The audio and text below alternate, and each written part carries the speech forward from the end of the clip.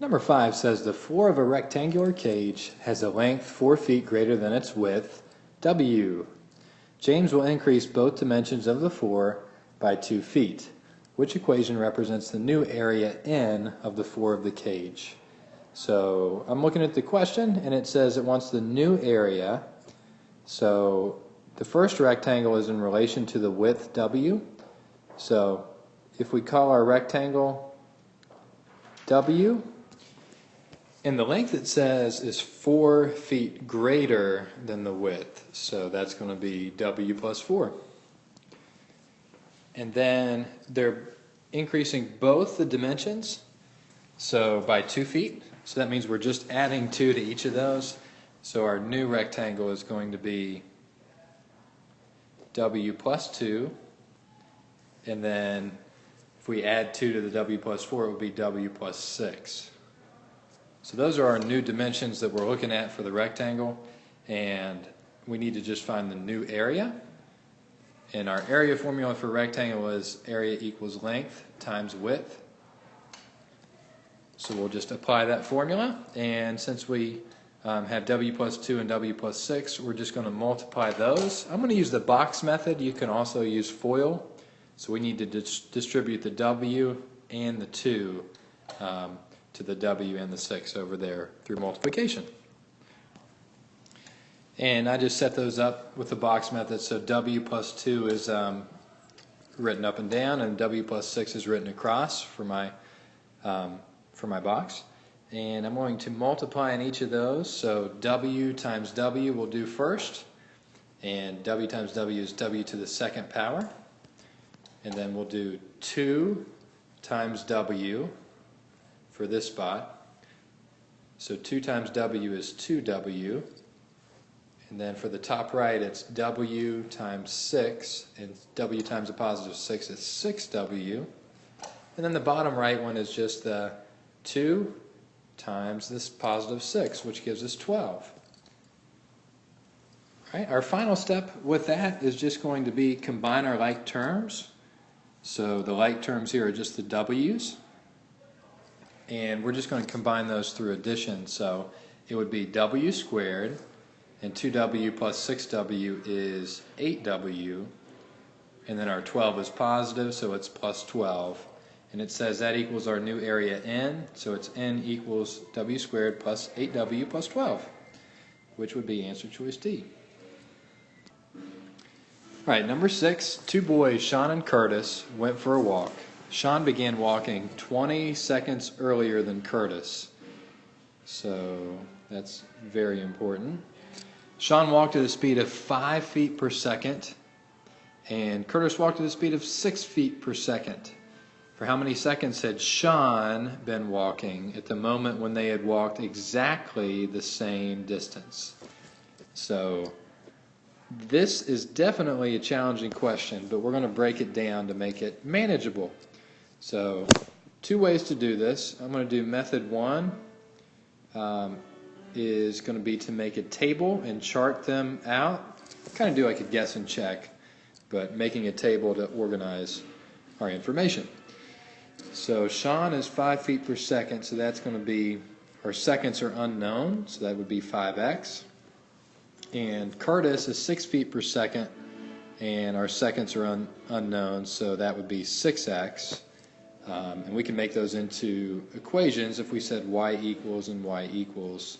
And y is going to represent our total feet, and y always represents the total. In this case, we're using the units feet.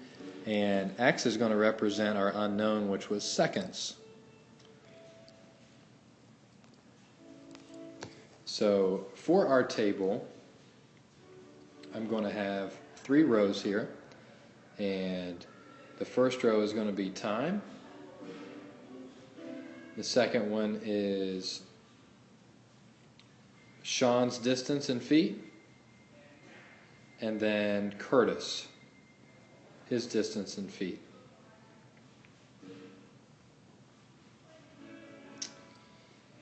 And the time is going to be in relation to when Sean started. Because it said Sean did get a 20-second head start, and we're just seeing when is Curtis going to catch up with Sean is what the question's asking. So let's start with 20 seconds since that was given to us in the problem right here. So at 20 seconds, Sean got a head start. So if I do 20 times 5 for Sean, this is my formula, 20 times 5, then that would be 100 feet that Sean's going.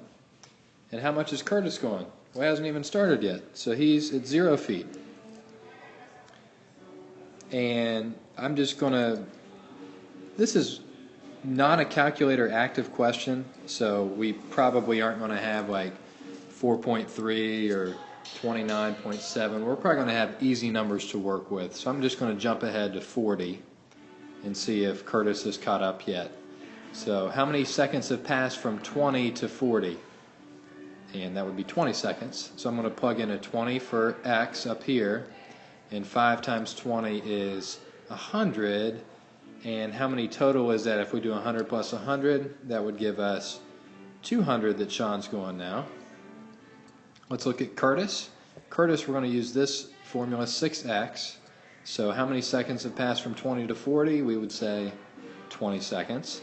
So 6 times 20 is 120. And we add that to 0 and we still get 120. So is Curtis catching up with Sean? Slowly but surely. He's not there yet. So I'm going to jump way ahead since he's not even close to catching up. I'm going to jump up to 80 for my next time.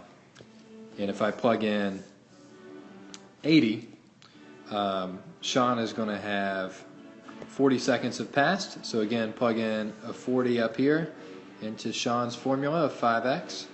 So 5 times 40 is 200. And then add that to our previous amount of 200, and we get 400 is the total. And do the same thing with Curtis, except we're using the 6x. So how many seconds have passed from 40 to 80? 40. So 6 times 40 would give us 240. And I'm going to add that amount to the 120, our previous amount, and he's run a total of 360 feet. So he's only 40 feet away. He started out being 100 feet away in the beginning. So he's getting there. I'm going to jump again to, I'm going to pick 120 for my 4th time. And hopefully that'll get us pretty close. So how many seconds have passed from 80 to 120? And hopefully you said 40 seconds. We're going to plug in a 40 right there. So 40 times 5 gives us another 200, and 200 plus the previous amount of 400 gives us 600 feet for Sean. And again, 40 seconds have passed, so 40 times 6 now gives us another 240, which would be a total of 240 plus 360 is 600. So ding, ding, ding, ding, we have a winner, Sean and Curtis. At 120 seconds from when Sean left, they matched up. They're at the exact same feet. So our guess and check table did work. I'm going to jump ahead to a second method that might be easier for some of you. It's going to be more algebra in this case. And you can choose which one you like. All right, method 2 is going to be systems of equations.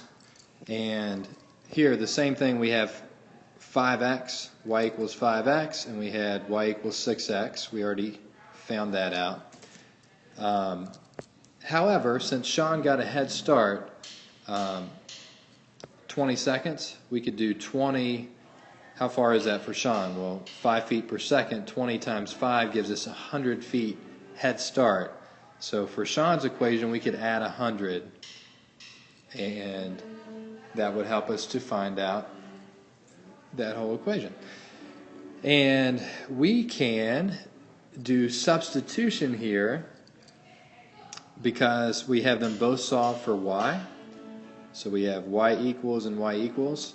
So since I know y equals 6x, that seems like I can just plug in 6x for that y and then solve for x to find out how much time, because remember x is my time. And that's what I'm looking for in the question. How many seconds?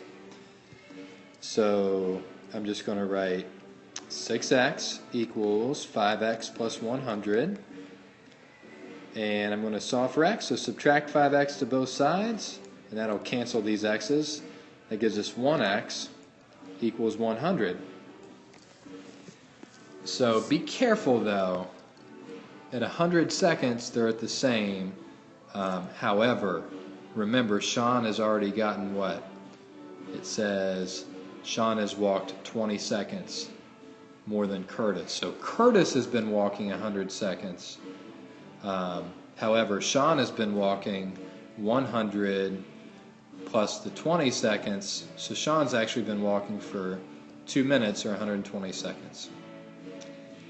And that's your final answer. Good job.